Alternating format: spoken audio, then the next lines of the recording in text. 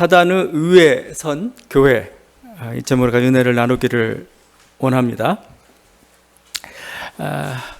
사람들은 집을 구할 때 우리 집터라는 것을 우리가 봅니다. 요즘 대부분 아파트에 사니까 그걸 따지는 경향은 좀 줄었지만 여전히 집터가 좋다, 안 좋다 이런 말을 습관적으로 합니다. 제가 저 아파트인데도 11층인데도 불구하고 그쪽 이사 올 때 그 전 주인이 그 집을 떠나면서 굉장히 마음이 상해했어요. 왜 그러니까 여기가 기운이 좋다는 거야. 그래서 뭔 11층인데 무슨 기운이냐 했는데 사람들이 그렇게 따져요. 명당짜리, 풍수지리설 이런 거 따집니다. 그런 건 있긴 있어요. 물이 많다든가 아니면 바람이 거센 곳, 이건 그렇게 살기 좋은 곳은 아닌 것 같아요. 앞에 강이 흘러가면 좋을 것 같은데 그것도 한두 번이지 별로 안 좋을 것 같아요, 느낌이. 바람이 거센 곳은 더더구나 마찬가지죠. 뭔가 따뜻한 느낌이 드는 것, 기운이 정말 좋은 곳도 있어요. 뭔가 괜찮아, 우리 교회도 기운이 좋을 것 같습니까, 안 좋을 것 같습니까? 여기도 좋아요. 왜냐하면 여기 있던 전임 태권도장 관장님 나가면서 여기 기운 좋은데 하면서 나갔어요. 다들 자기가 살았던 데 기운이 좋대. 근데 이렇게 기운이 좋더라도 그곳이 만약에 지진 때라면, 땅이 흔들리는 지진 때라면 아무 소용이 없죠. 전 그거 보면서 좀 일본 사람들이 좀 대단하기도 하면서 한편 또 불쌍하기도 하고 막 그래요. 그 지진 때에서 끊임없이 지진과 해일의 위협, 태풍도 그냥 아주 강력한 태풍들이 항상 수시로 지나가고, 그 자기 집이나 건물이 이렇게 어떤 기반이 흔들리는 거, 이게 사람을 참 불안하게 이렇게 만드는 거죠. 제가 집터 얘기하고 이런 얘기를 한 것은 지금 버가모 교회가 터가 좋지가 않아요. 지금 거기 뭐라고 하냐면 이렇게 돼 있죠. 13절에 네가 어디에 사는지를 내가 아노니 거기는 사탄의 권자가 있는 데라. 사탄의 권자, 옛날 성경 사탄의 위라고 표현되어 있습니다. 사탄의 왕자가 있는 곳이다. 이 버가모라는 도시가 터가 안 좋아요. 이곳이 사탄의 왕자라고 하는 이유는 우상 숭배가 아주 극심했기 때문에 그렇습니다. 특별히 버가모는 아스클레피오스 신전이 가장 유명했습니다.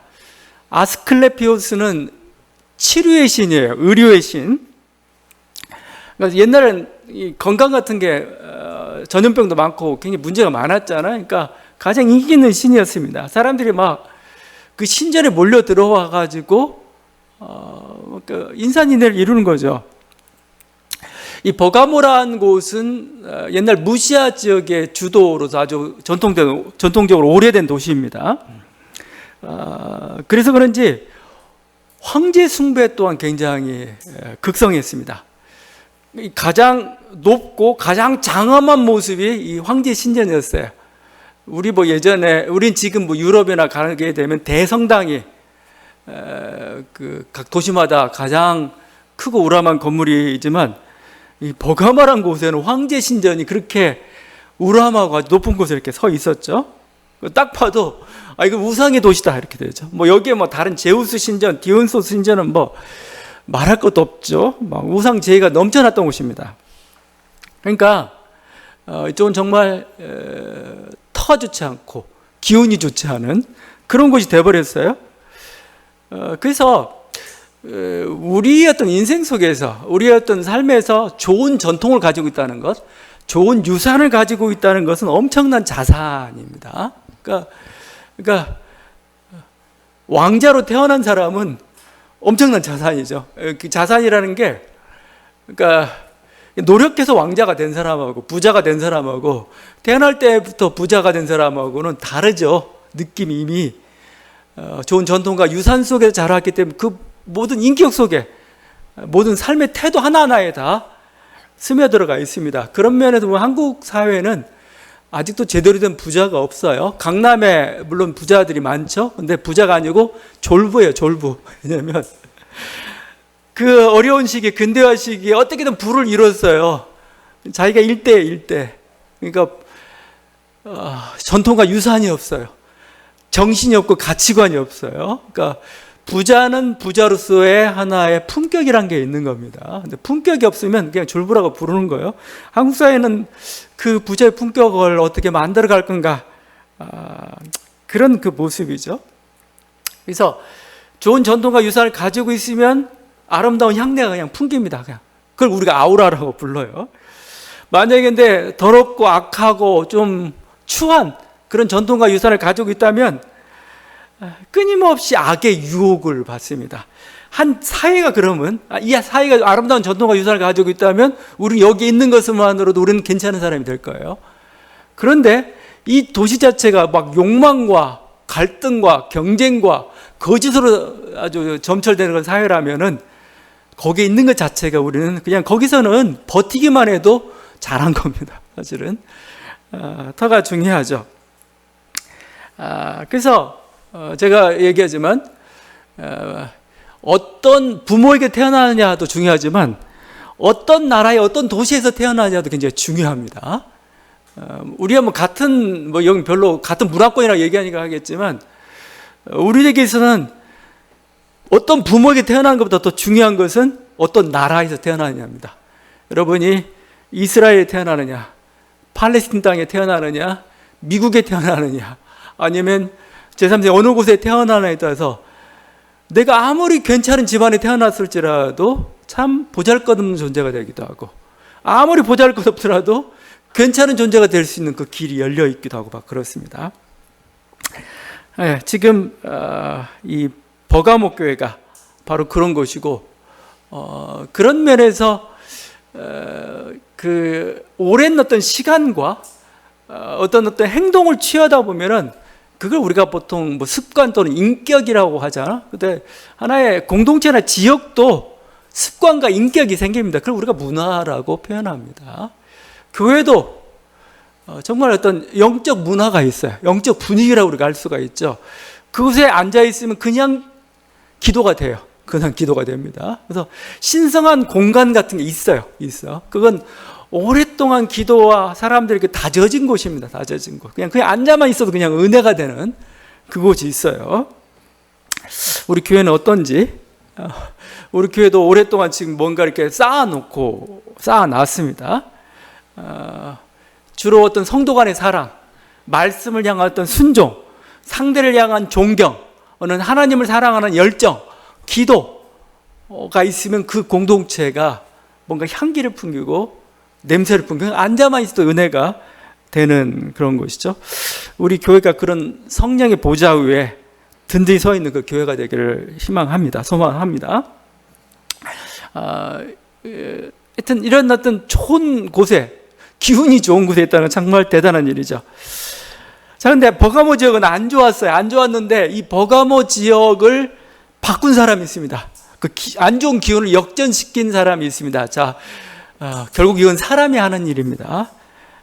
거기 하나님 말씀을 따라서 충성된 증인으로 삶을 살았던 안디바가 있습니다. 13절이죠.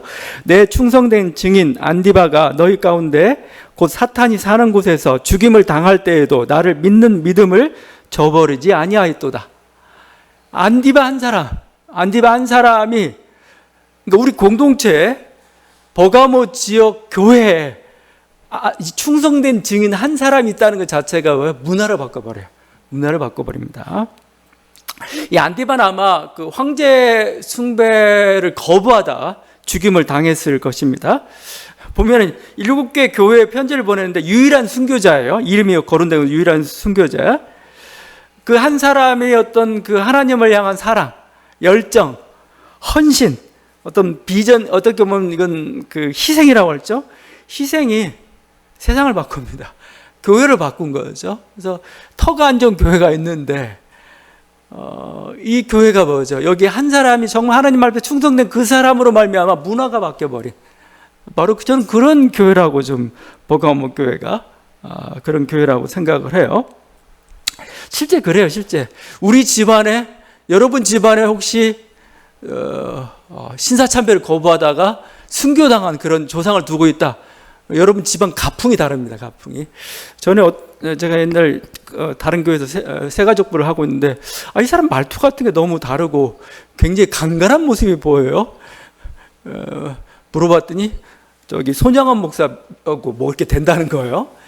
그 애양원이죠. 사랑의 원자탄. 그래서 그 원수까지 사랑하고 또 이렇게 희생했던 그 분인데, 어떤 위대한 한 사람이 우리 가문에 있다는 건, 아무리 보잘것없는 가문이라도 그 사람이 있으면 부담을 갖게 마련이에요.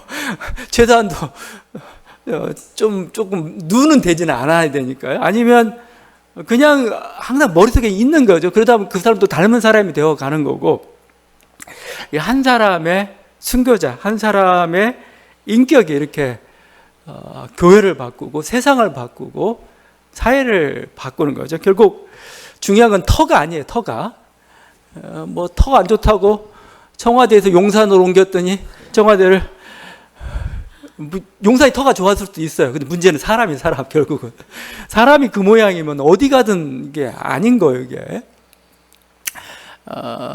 우리에게서 한 사람이 하나님 말씀 안에서, 그러니까 사람이라는 존재는 굉장히 위대해요. 위대합니다.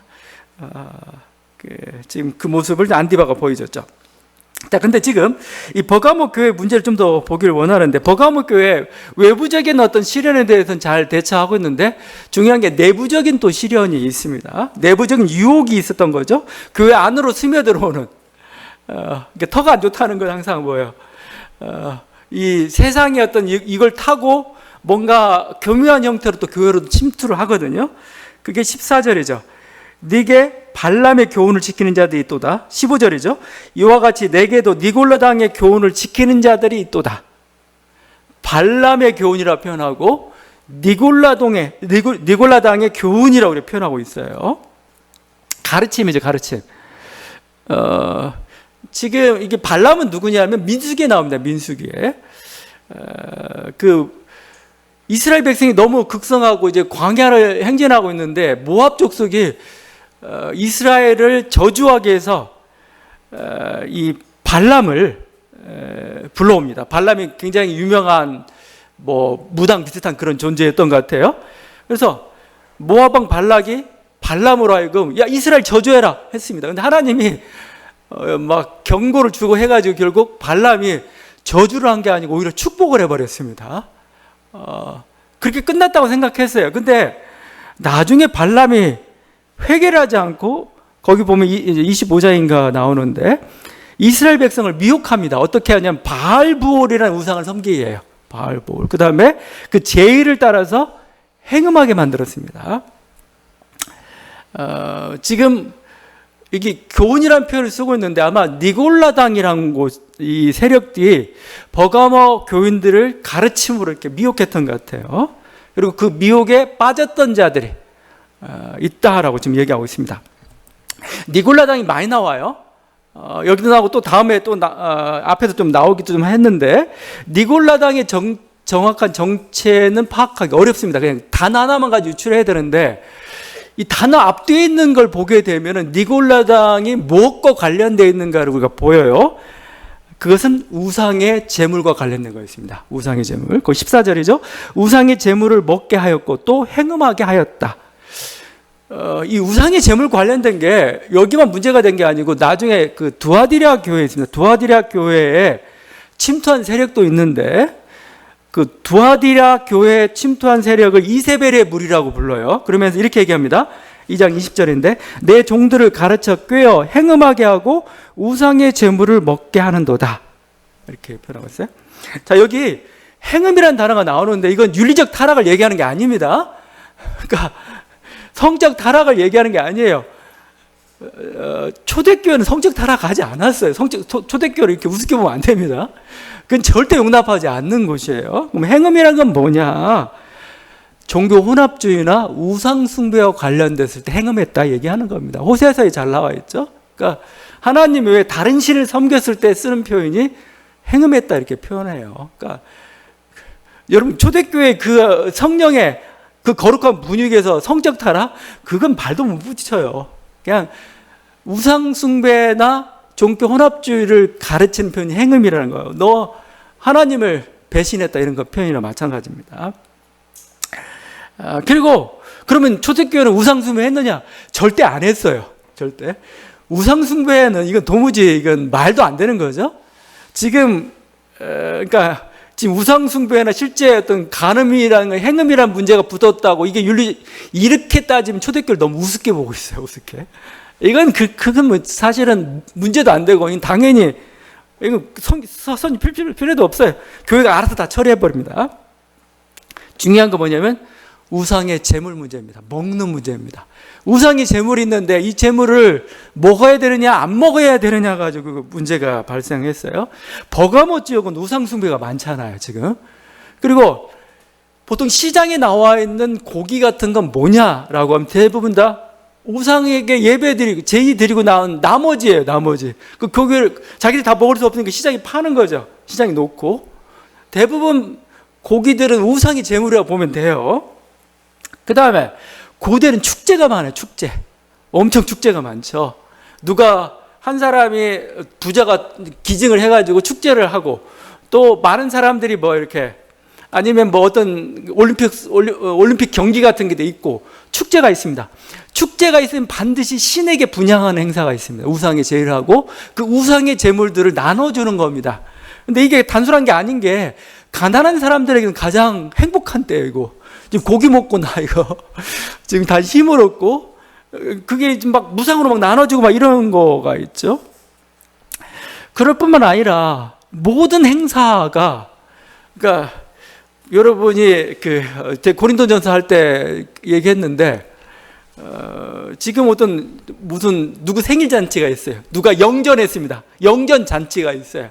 근데 자기 집은 좁아요. 그럼 어떻게 해요?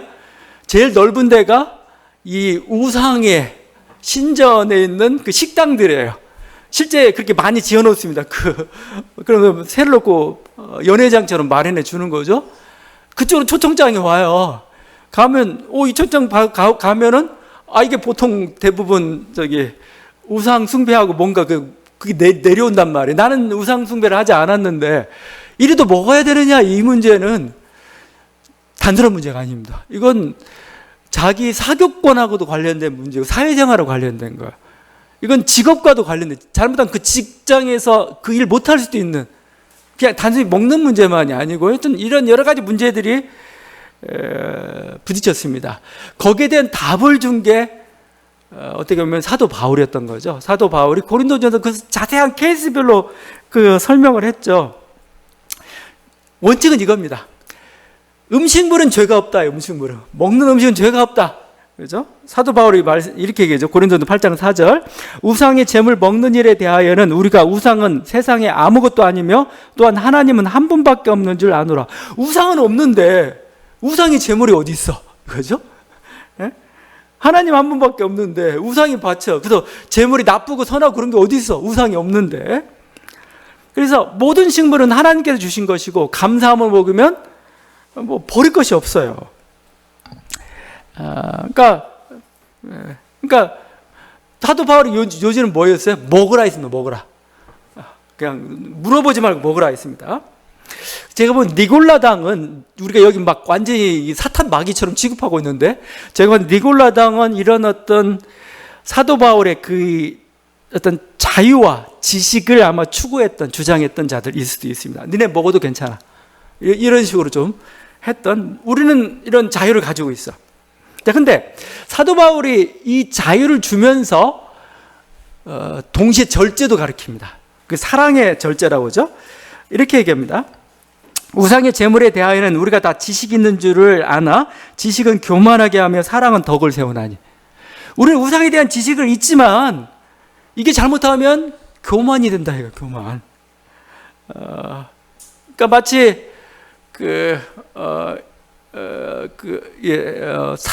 사탄을 정죄할 수 있는 그런 지식 교만까지도 갈 수도 있어요.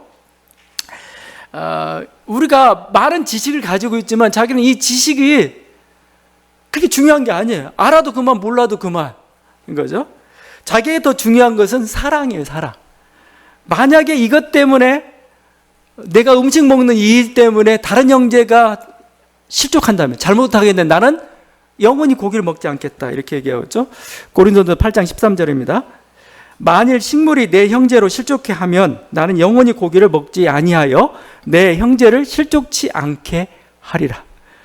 영원히 안 먹겠다 이겁니다. 영원히 안 먹겠다. 로마서 14장에서 사도 바울이 했던 말이 있죠. 뭐라고 하냐면 하나님 나라는 의와의 평강과 희락이지 먹고 마시는 거 있지 않다고. 이게 먹는 게 뭐가 중요해. 그냥 먹어도 그만 안 먹어도 그만이에요. 근데 네 그 행위로 말미암아 다른 사람이 시험에 들거나 죄에 빠진다면 나는 그 행위 자체를 안 하겠다는 거예요. 나 이게 중요하지 않으니까 이거 별로. 지식은 사랑에 의해서 엄격하게 통제되고 절제되어야 하죠. 근데 지금 니골라당은 뭐예요? 이 지식 때문에 교만하게 된 세력이 되어버리고 말았습니다. 다른 형제의 연약함을 보지 못하고 또 이것 때문에 또 다른 어떤 불가피하게 발생할 수 있는 어떤 우리 정체성 위기에 대해서는 별로 생각하지 않아요. 왜냐하면 이런 겁니다. 먹어도 괜찮아요. 근데 먹는 순간 다른 사람들은 어떻게 생각합니까? 쟤도 저 신을 인정하는구나 이렇게 돼버려요. 저 신을.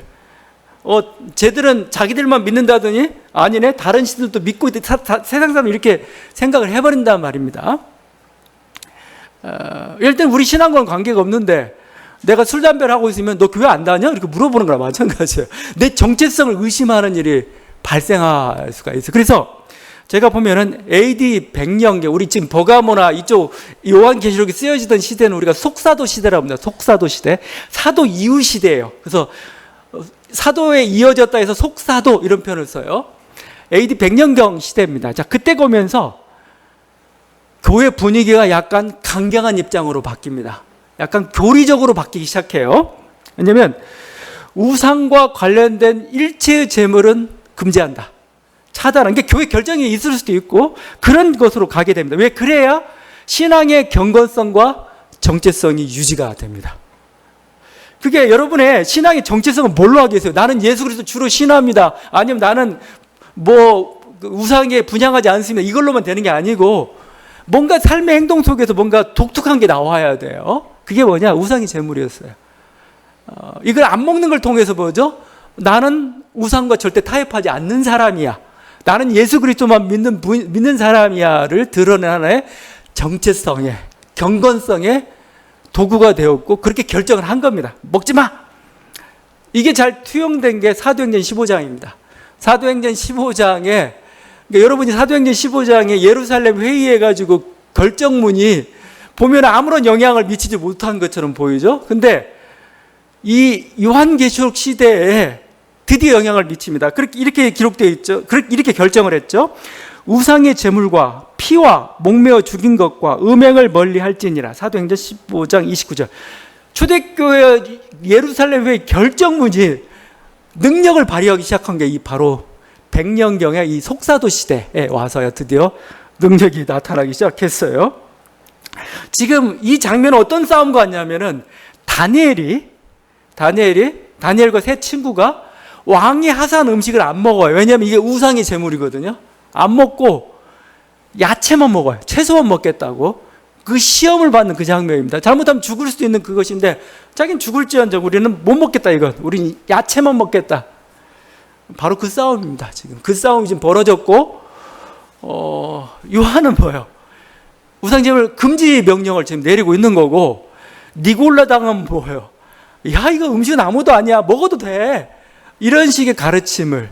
근데 그것을 굉장히 심각하게 봤던 겁니다. 지금이 어느 때인데. 지금 우리는 날카로운 싸움을 해야 돼, 지금. 이런 우상의 문화를 쳐내야 돼. 이런 결정이 되었던 거죠. 현대사회에서는 더 이상 문제가 안 되죠. 여러분 다 먹잖아요. 피채 먹지 말라고 하는데 여러분 선지국도 막 맛있게 먹어요. 우상이 제물 상관없이 그냥 막 갖다 먹어요. 우상이 제물 아니더라도 그냥 상가집에 가서 다 먹어요. 그냥 하여튼 다 그렇습니다. 교회사를 보면 이런 게 보여요. 그때는 정말 옳고 그때는 굉장히 심각했는데 지금 보니까 틀렸어요. 어쩔 때는 뭐죠? 별로 중요한 문제가 아니었는데라는 생각이 들 때가 참 있습니다. 교회에서 그런 일이 있어요. 왜 그러느냐? 신앙이나 윤리는 당대의 문화의 옷을 입고 나타나기 때문에 그렇습니다. 그러니까 신앙, 윤리는 하나의 형식이 필요해요. 그게 문화예요. 그 시대의 문화입니다. 그 시대의 문화. 그래서 어떨 때는 그 시대의 문화에 저항하는 윤리를 얘기해 주는 거죠. 근데 시대가 바뀌었어요. 문화가 바뀌었어요. 그럼 아무것도 아닌 게 돼요. 그렇죠? 여러분, 그 여자의 머리 위에다 머리 쓰게 쓰라는 거잖아요.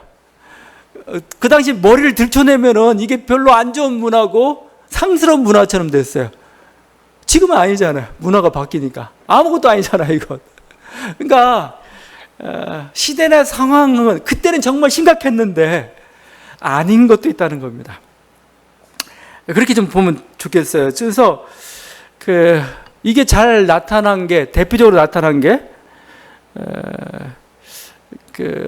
뭐냐면 이 한국 천주교 박해 과정입니다. 한국 천주교 박해 과정에 초기 천주교가 중국에 전파될 때, 한국에 전파될 때는 조상 제사나 유교에 이렇게 배타적이지 않았어요.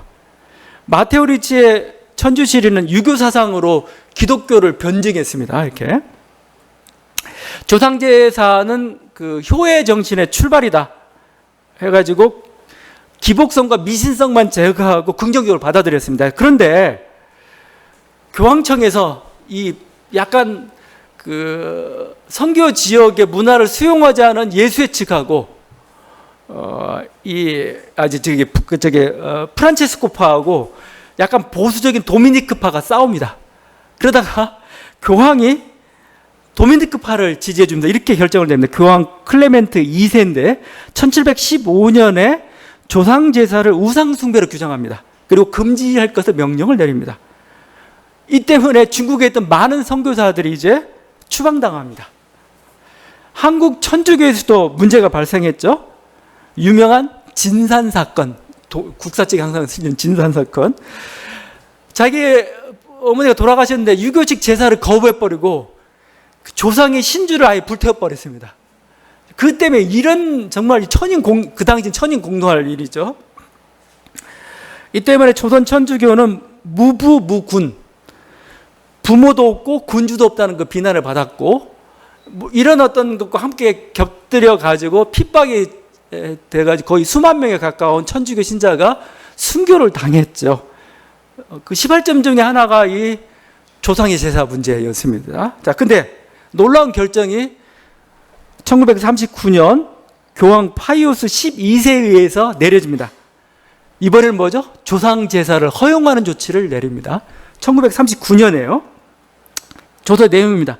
문화와 전통적 습관의 의미가 바뀌었으므로 조상 제사는 하나의 시민적 미풍양속일 뿐 종교적 의식이 아니다. 이렇게 하니까 그러면 갑자기 아니 그렇게 수많은 사람이 이것 때문에 죽었는데 순교당한 이건 뭐야? 무엇이 옳은 거야? 이런 식 결정인데 우리는 어떻게 받아들이느냐?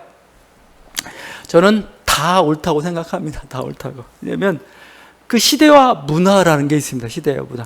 그 시대와 문화에서 우리의 신앙 정체성을 표현하는 수단이 한때는 조상제사 금지였어요. 근데 이제는 뭐예요? 그럼 문화와 이런 게 흘러가면서 더 이상 이게 근대성이 사라진 거, 전 근대성이 사라진 거죠.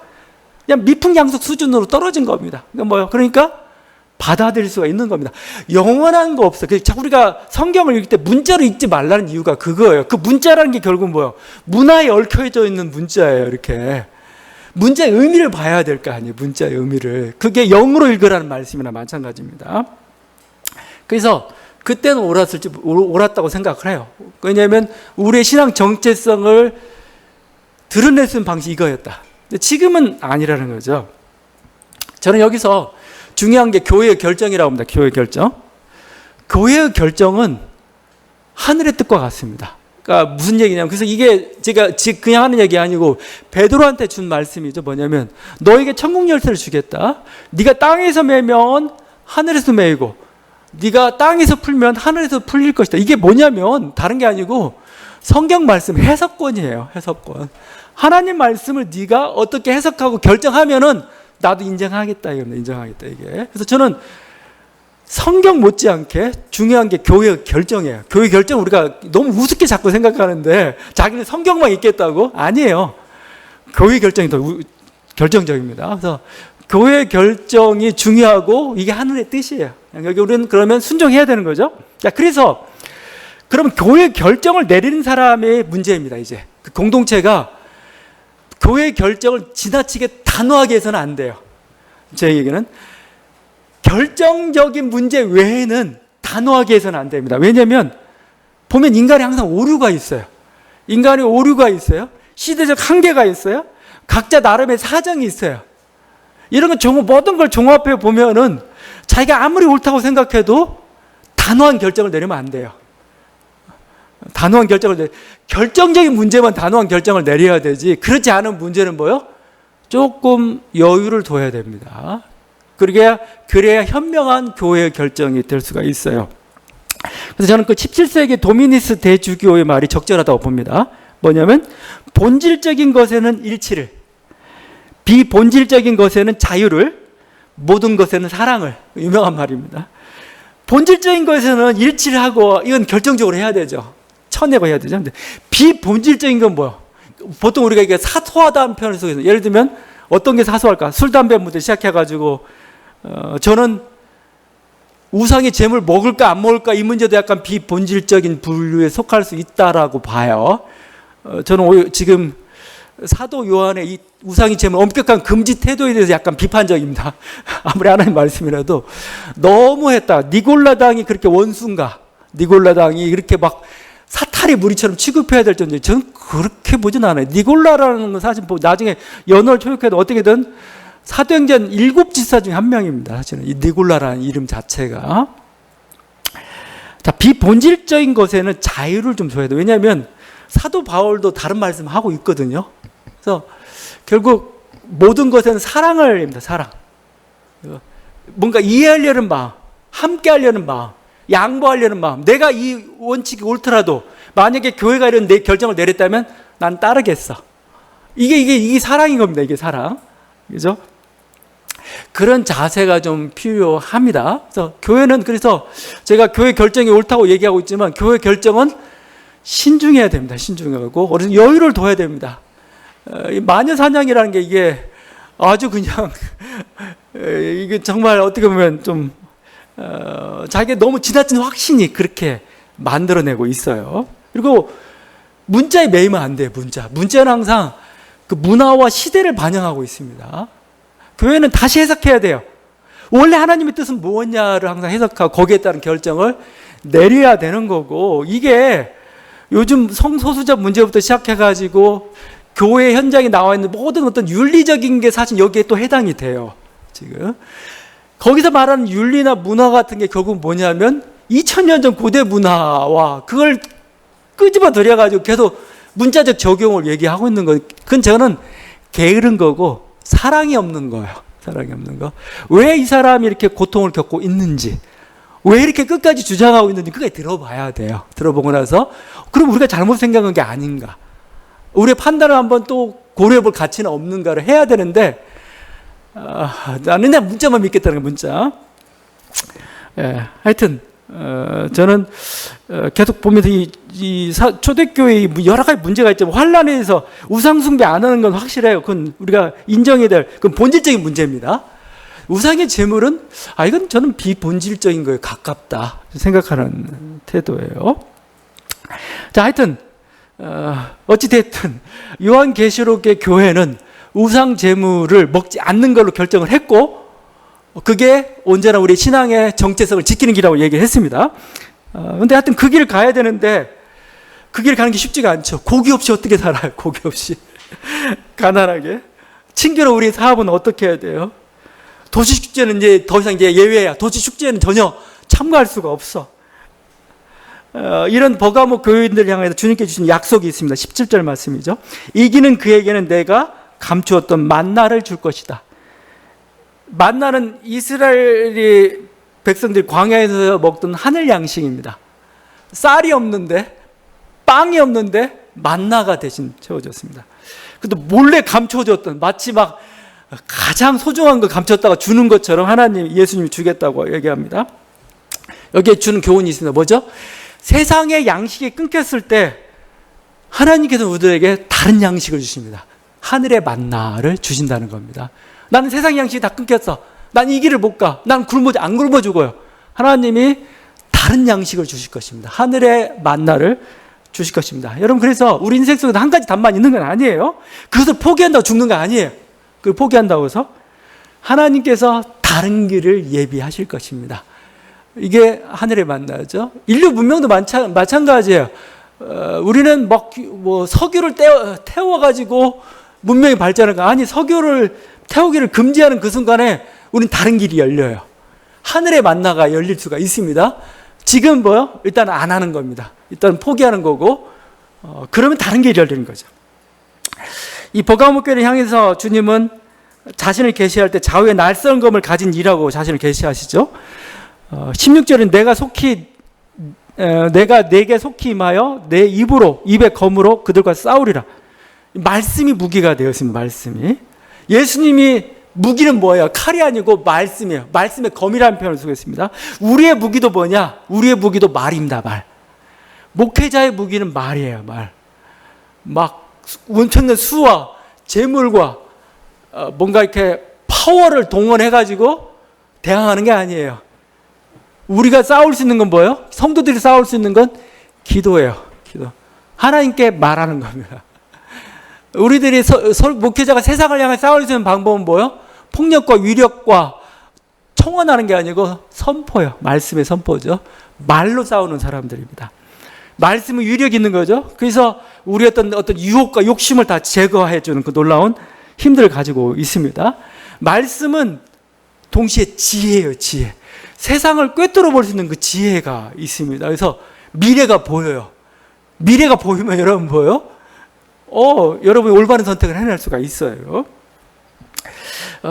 주님께서는 너희들도 말씀으로 좀 싸우라고 얘기하고, 이기는 자에게 예수님은 또한 흰돌을 주시겠다고 약속하시죠. 17절입니다. 이기는 그에게는 내가 흰돌을 줄 터인데 그 돌 위에 새 이름을 기록한 것이 있다. 이 흰 돌이라는 것은 아테네 민주정에서는 투표 도구입니다. 흰 돌을 가지고 찬성 반대, 찬성 쪽 이런 것도 표현하기도 하고, 또 이게 흰 돌이 증명서나 아니면 초청장일 수도 있어요. 그런 걸로 사용됩니다. 우리나라식으로 따지면 호패와 같은 호패를 보면은 옛날에 이게 양반인지 평민인지 이름이 뭔지 언제 태어났는지 다 알잖아요. 하나님께서 지금 우리들에게 하늘나라 신분증을 지금 발급해 주겠다는 겁니다. 너는 흰돌을 쥐고 있는 사람이야. 흰돌을. 너는 하늘나라의 시민이야. 지금 이제 이걸 보여주고 있는 거죠. 그리고 그 흰돌 위에는 우리 새 이름이 새겨져 있습니다. 옛 이름이 아니고 새 이름입니다. 여러분도 그 이름을 예수 믿고 아니면 자기 뭔가 전환의 계기가 있으면 이름 한번 바꿔보는 것도 괜찮은 것 같아요. 한번. 옛날에 우리는 호를 주로 많이 썼지만, 이사야 62장에 보면은 이런 게 있습니다. 이스라엘 이름이 버림받은 자였어요. 버림받은 자. 근데 그 이름을 하나님 뭘로 바꿔주냐면 헵시바로 바꿔줍니다. 헵시바. 헵시바가 여호와가 너를 기뻐하신다, 이런 뜻입니다.